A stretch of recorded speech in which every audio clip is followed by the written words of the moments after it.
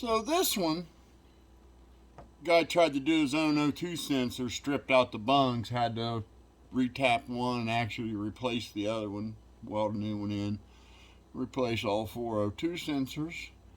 Let's move on to our next project for today. Victim 2 today, we got to put a new brake line on this ABS module 2 rear wheel. We'll get back with you when we're done, and we'll get on to victim 3. So when dealing with a rusted out line like this one's in for a brake line repair. We see it's leaking right there. You would never get that nut to turn on that line. So the best thing to do is just whack it off and put a socket on it, and then a backup wrench. We use this nice little air socket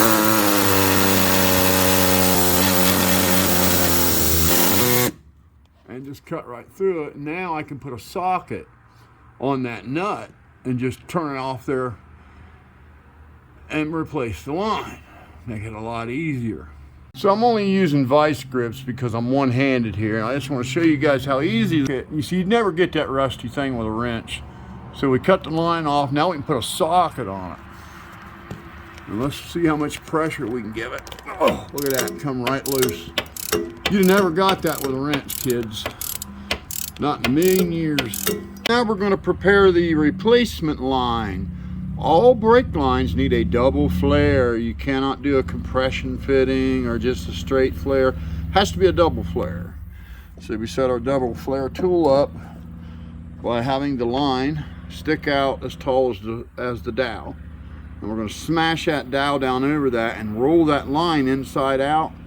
And then we'll put a flare on it, and then the flare will have a double wall of steel. And we have our tool in place, and now we'll just grind that down and roll that line in on itself. There's the tool fully compressed.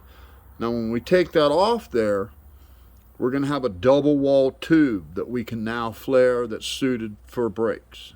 As you can see, now the thickness is doubled. Now we'll flare it. So now we're back with just the flare tool, and we'll just crimp that into a flare shape.